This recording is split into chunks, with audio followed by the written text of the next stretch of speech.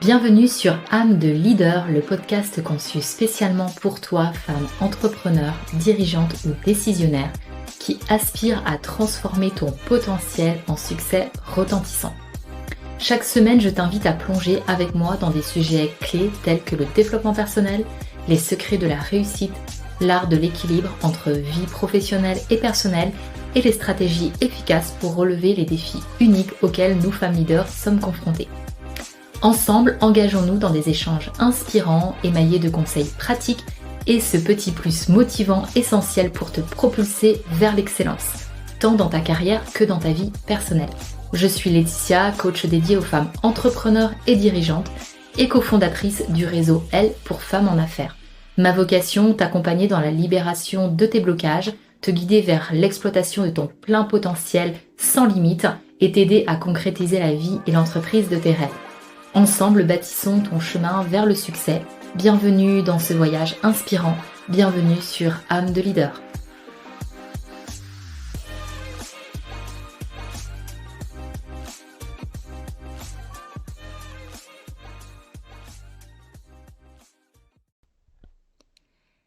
Hello, je suis ravie de te retrouver dans ce tout nouvel épisode de podcast où nous allons plonger dans les profondeurs de la peur de l'échec. Alors un sentiment que beaucoup d'entre nous connaissons, peut-être trop bien. Moi je m'inclus en tout cas dedans puisque c'est ce sont des peurs que c'est une peur que j'ai pu rencontrer à certaines périodes de vie et notamment d'entrepreneuriat et je la rencontrerai peut-être. Mais par contre, ma façon d'aborder cette peur aujourd'hui a aussi nettement évolué. Et c'est un petit peu tout ce que j'ai envie de partager aujourd'hui avec toi à travers ce podcast et de pouvoir aussi t'apporter mon regard sur cette peur de l'échec qui parfois nous paralyse et te paralyse dans la direction que tu veux mener pour ton développement d'entreprise, pour tes divers projets, etc. Et donc aujourd'hui, nous allons redéfinir ensemble ce que signifie échouer et comment transformer cette peur finalement en un puissant moteur de succès. Avant de commencer, je t'encourage à t'abonner à ce podcast, à cette chaîne pour surtout ne rien manquer de nos discussions enrichissantes et si tu trouves que cela fait écho pour toi. Alors avant de démarrer, souvent notre principal obstacle et celui de notre libération, c'est nous-mêmes, nos pensées, nos croyances erronées sur nous-mêmes, sur les autres et voire sur le monde.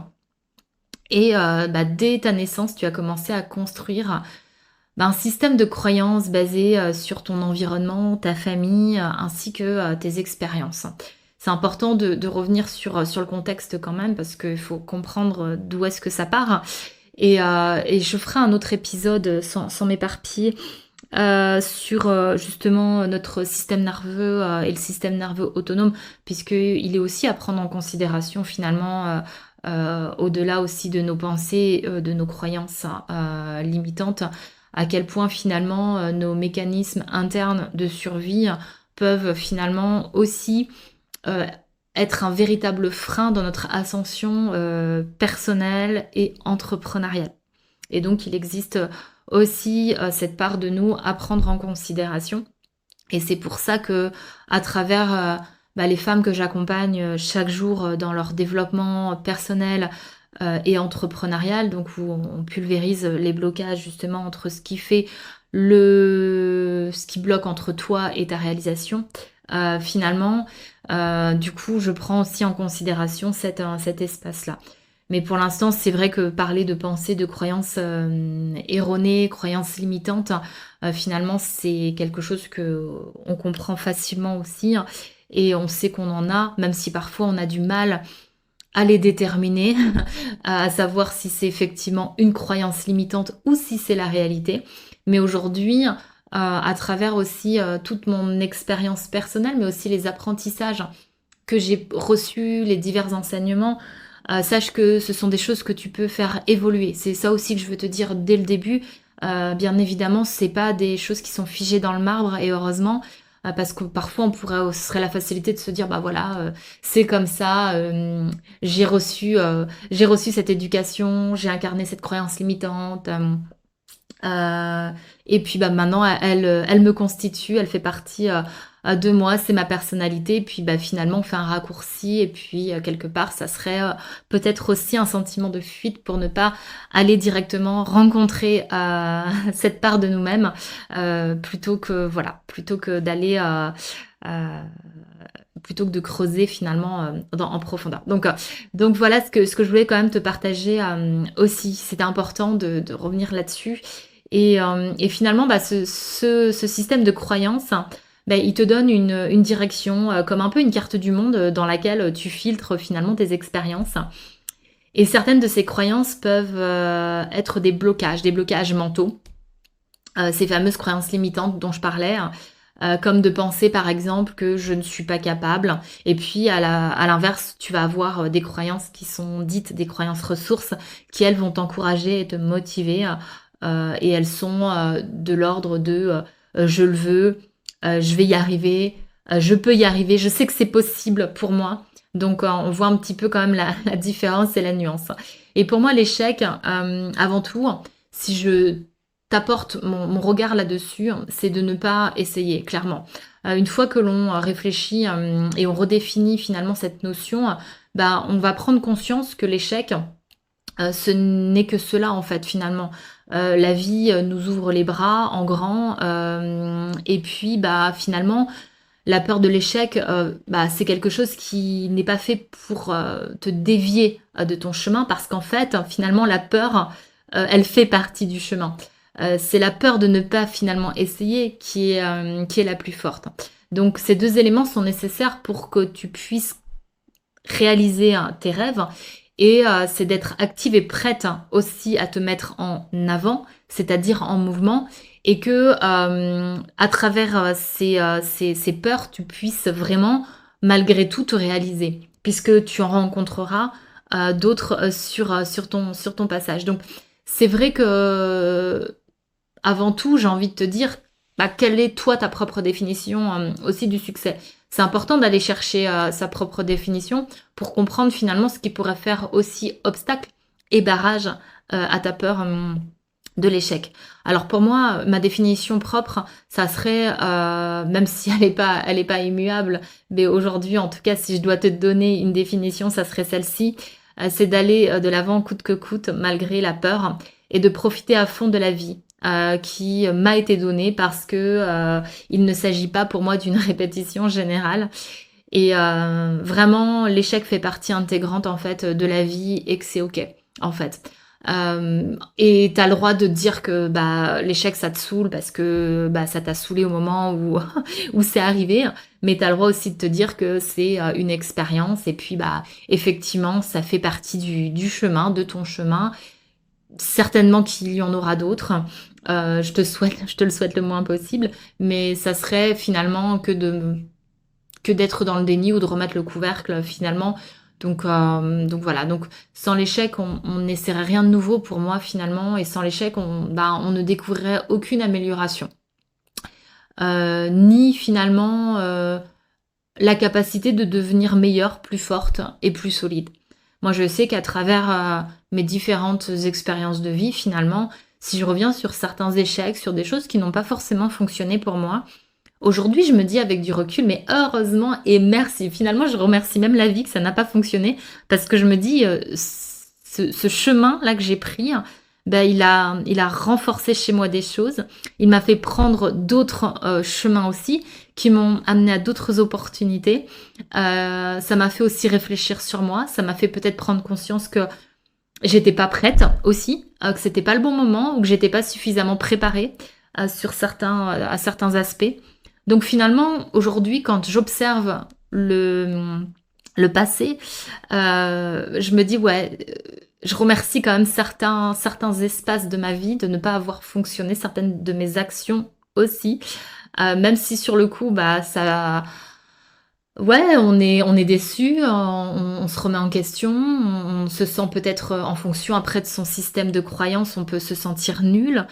Mais aujourd'hui finalement, ouais, je me dis: «Ouais, c'est OK en fait, c'est OK» et surtout, voilà, je me prépare à ce que finalement, bah, comme on dit, ça fait partie intégrante de la vie. Beh, je serai confrontée certainement à d'autres expériences, pas forcément similaires, pas forcément de la même intensité. Je me prépare pas au pire, loin de là, je me prépare à la réussite chaque jour, mais j'ai aussi conscience que cette part, voilà, elle existe. Donc il y a effectivement différentes sortes de peurs, pardon, différentes aussi, catégories, de peurs et la première catégorie, hein, est celle, des peurs saines, car en cas de danger, finalement, on peut, bah, avoir, de bonnes peurs.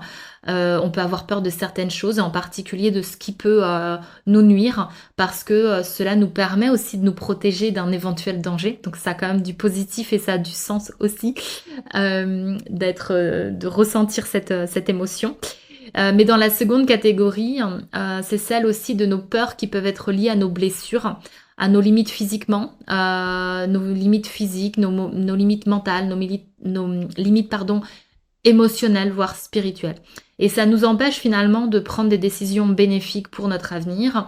Et puis, bah, ces craintes continuent de te faire vivre parfois aussi dans le passé. Donc le but, c'est de vraiment d'apprendre à identifier finalement sa peur pour la comprendre.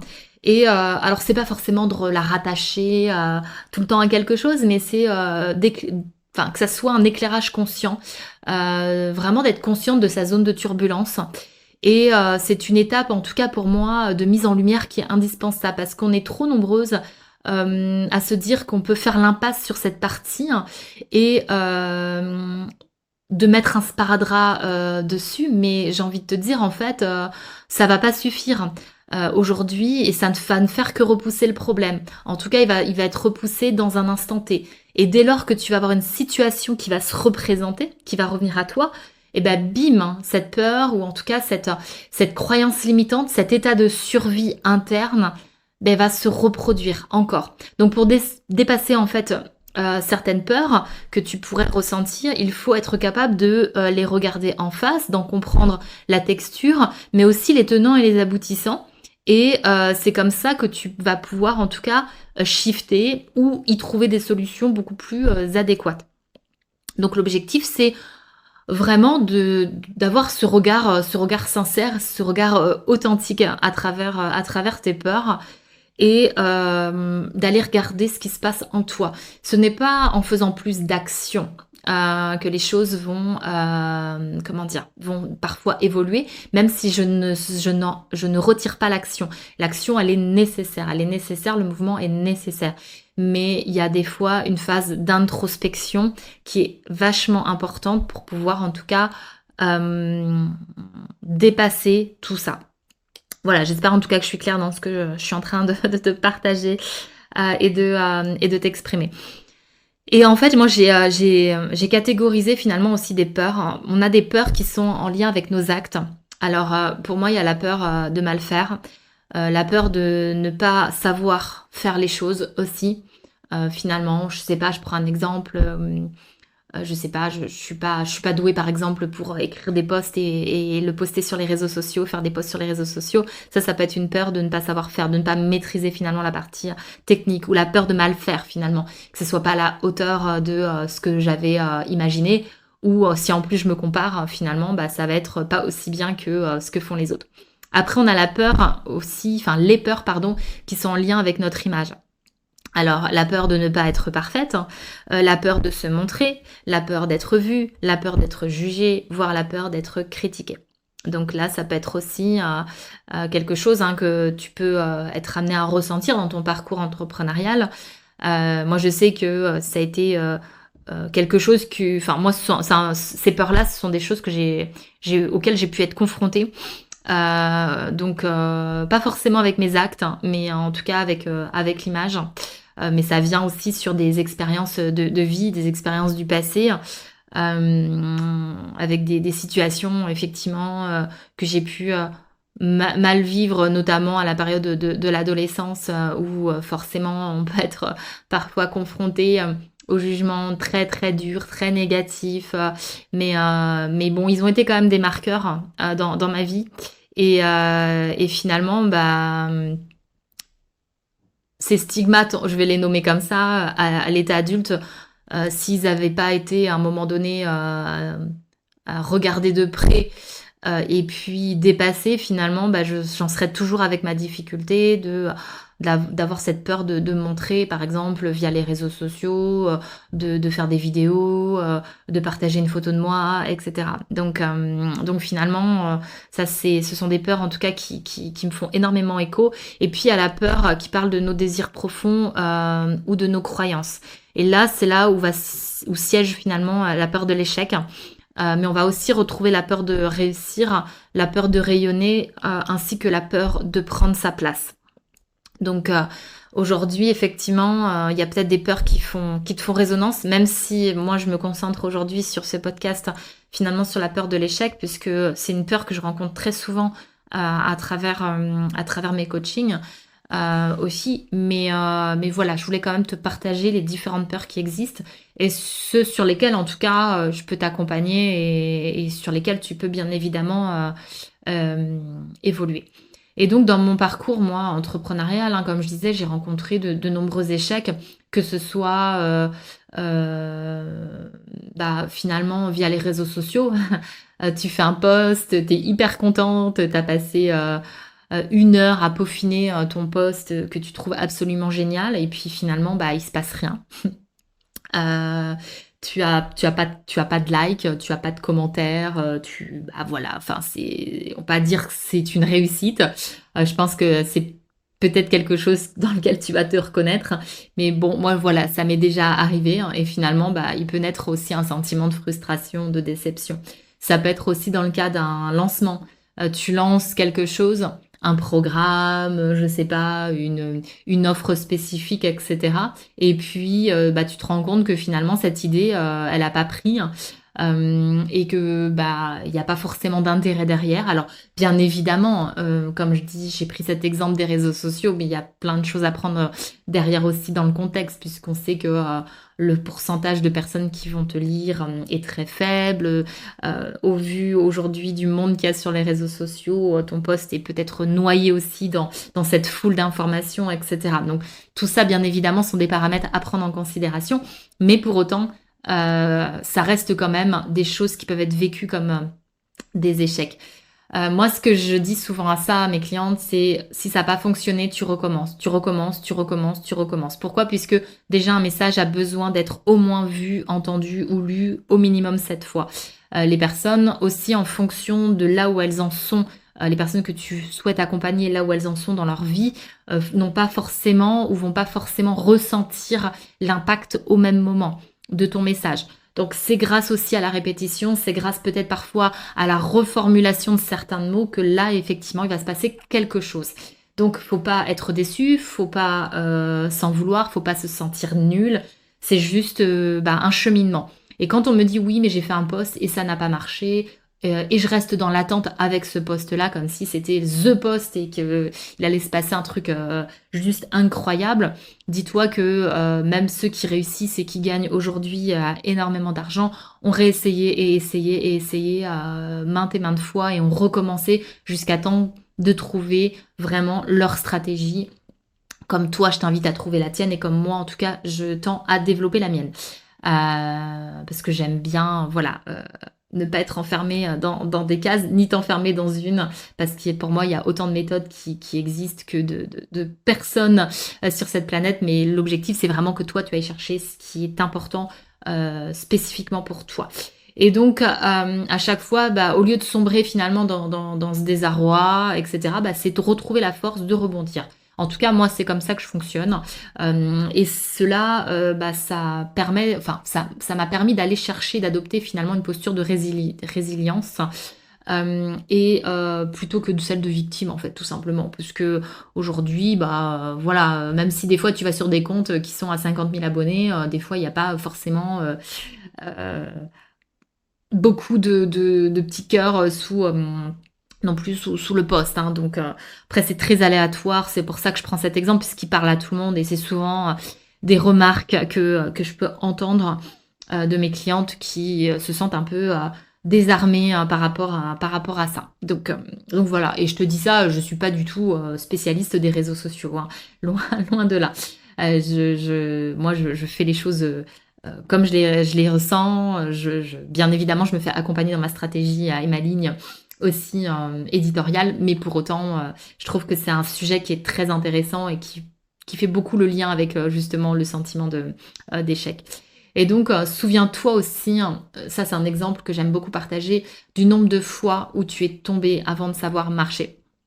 Tes parents ne t'ont jamais dit après une chute, pardon, bah, c'est un échec, laisse tomber, tu ne sauras jamais marcher, bon, c'est pas grave, voilà, elle est tombée, elle a essayé, ça fonctionne pas, tant pis, tant pis, tant pis, bah, tu ne sauras pas marcher, et c'est comme ça.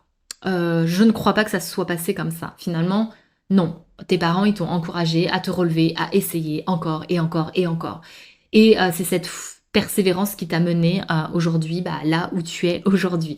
Et je te dis ça pour la marche, mais ça peut être pour le vélo ou pour plein d'autres expériences dans ta vie. Si tu reconnectes à certaines expériences, voilà, c'est comme quand tu fais un régime. Alors moi, j'aime pas trop le terme régime, mais c'est pareil pour donner un exemple concret. Finalement, quand tu te dis super, allez, je commence un nouveau plan alimentaire, je fais attention, j'arrête le sucre parce que j'ai un visage d'affiner ma silhouette. Bah, si tu fais ça un jour et tu t'imagines bien que dès le premier jour, tu vas pas avoir forcément du résultat. Donc c'est la persévérance. Et parfois, bah des fois, tu vas, comment dire, tu vas recraquer, tu vas te laisser, voilà, peut-être tenter parce que par quelque chose de gourmand et puis mais après tu vas recommencer ton plan, etc. Et sur plein d'autres aspects de notre vie, c'est comme ça. Donc c'est pas parce que effectivement t'as lancé quelque chose dans ton business que ça n'a pas fonctionné qu'ailleurs ça remet en question qui tu es. Comment dire que comment dire, ça te lie à cet échec, que ça te définit dans ta personnalité ou dans ce que tu es. Donc attention aussi d'apprendre à dissocier, de bien dissocier tout ça. Et donc vraiment, il est maintenant temps de reconsidérer justement tes peurs, de ne pas les laisser te dominer. Prends-les par la main, explore-les, comprends-les. Et une fois que tu les auras dépassés, bah, tu seras vraiment libre de naviguer vers l'inconnu avec aussi bah, de la confiance, du courage et puis de la motivation finalement, puisque tu te seras rendu compte que voilà, cette expérience, tu l'as déjà expérimentée, peut-être pas au même degré, peut-être pas de la même façon, mais tu as déjà su maintes et maintes fois, en tout cas, t'en libérer. Et donc, Robert Greene, un auteur américain, a exploré aussi comment nos insécurités peuvent fonctionner de deux manières. Et en fonction de la façon dont on choisit de réagir aussi à l'échec. Premièrement, soit on peut finalement se laisser nos insécurités finalement nous limiter et éviter la souffrance liée à l'échec en ne tentant jamais rien. Ça, c'est un point de vue. Ou sinon, ben, il y a je fais tout mon possible et puis bah, j'avance en tout cas et je me donne les moyens. C'est-à-dire qu'en deuxième partie, bah, finalement, soit tu peux choisir d'utiliser ces insécurités pour te motiver, pour éviter l'échec, en travaillant d'arrache-pied. En particulier, bah, finalement, ça peut être tes insécurités financières, prendre la parole, ça peut être lancer un produit, lancer une nouvelle prestation, etc. Et tout ça, ça peut devenir des moteurs plutôt que des freins. Donc, soit je choisis d'utiliser mes insécurités pour me motiver et je vais explorer ces insécurités, je vais comprendre ce qui se passe et j'y vais et je me donne la capacité d'y arriver. Ou soit je me laisse dominer par mes insécurités, je me cache derrière mes insécurités en me disant que finalement la situation, voilà, elle est figée. Donc, pour moi, douter en tout cas de toi, ça va anéantir quelque part tes rêves. Je suis un peu peut-être cash quand je dis ça, mais oui, parce que je vois beaucoup de femmes finalement qui ont des rêves de fou et finalement qui n'y vont pas en fait parce que bah, elles doutent d'elles-mêmes. Et c'est dommage en fait parce que finalement tu es dans cette vie, dans ce monde pour te réaliser maintenant. C'est pas dans la vie d'après. Donc quand tu doutes de toi, il est très difficile d'avoir la confiance aussi nécessaire pour chercher à réaliser tes désirs et pour passer à l'action. Donc à l'origine de ce sentiment de ne pas être à la hauteur, il y a souvent aussi des grandes peurs qui amènent finalement, comme je disais tout à l'heure, hein, des séries de peurs qui peuvent être, la peur du succès, la peur d'être jugé et cetera. Donc il est clair que la peur de l'échec, ça nous touche tous, et quelque part, aujourd'hui, c'est de se dire, finalement, ouais, chercher à réaliser, à sa mission, c'est quelque part dépasser et oser dépasser sa peur. Et comme le dit, Dan Millman, finalement, quand on doute de soi, on s'empêche, de mener une vie qui a du sens. Donc rappelle-toi, c'est ce que tu fais après l'échec qui compte, et quand on essaie quelque chose de nouveau, l'échec, il est inévitable. Quand on ne tente jamais rien, on continue pas d'évoluer en fait, et il va rien se passer en fait, donc tout simplement. Donc c'est sûr que ça peut être aussi plus confortable. Mais toute personne qui a réussi aujourd'hui a échoué auparavant. Alors pourquoi finalement ça serait différent pour toi ou pour moi? Donc prends le temps de tirer des leçons positives de tes échecs, et prends vraiment conscience qu'on ne peut pas toujours gagner, hein. Parfois, tu vas te planter, ben oui, c'est comme ça. Mais si ton but est la maîtrise, reconnais que l'échec fait partie du processus, mais dans la mesure où tu veux réussir. L'idée, c'est vraiment de disséquer finalement l'échec, et d'en extraire, ce que je dis, un peu la moelle, la sagesse, et de l'appliquer. Donc voilà ce que je voulais te partager aujourd'hui. Donc va extraire cette sagesse dans ta peur d'échec. Va vraiment chercher pour toi c'est quoi cette définition du succès. Si tu sens que tu as des insécurités en toi, ose et va les regarder vraiment. Ne fais pas l'impasse dessus. Montre que tu es capable. Va chercher, va comprendre. Et avance tout en continuant à poser des actions, parce qu'effectivement, les actions, comme je te disais, aussi sont nécessaires. Et je suis absolument convaincue que tu es complètement en mesure d'avancer malgré cette peur. En tout cas, si tu as aimé notre discussion d'aujourd'hui, n'oublie pas de t'abonner, de partager ce podcast, de mettre un petit cœur, un commentaire, vraiment. Tu peux, si tu veux aller plus loin, si tu veux te reconnecter à ta puissance intérieure, si tu veux oser sans limite, je propose donc un coaching de 3 séances, hein, donc avec le Theta Healing. Donc le Theta Healing est une méthode américaine qui permet de libérer le subconscient et de reprogrammer le subconscient. Donc libérer le subconscient de nos doutes, nos peurs, nos croyances limitantes vers une reprogrammation beaucoup plus positive et beaucoup plus aidante, en tout cas pour nous mettre en mouvement, et pour vraiment renforcer cette puissance, et oser finalement oser réussir. Donc si ça te parle, ça te fait écho, je vais te mettre le lien sous le podcast. Comme ça, tu pourras aller regarder de quoi il s'agit, et si tu te sens prête, en tout cas, à shifter à ce niveau-là. Donc merci à toi, merci à toutes d'avoir écouté, et souviens-toi, l'échec n'est que le début de ta réussite. Vraiment, l'obstacle est le chemin. Donc à la prochaine, en tout cas, pour un nouvel épisode de podcast dans Âme de Leader.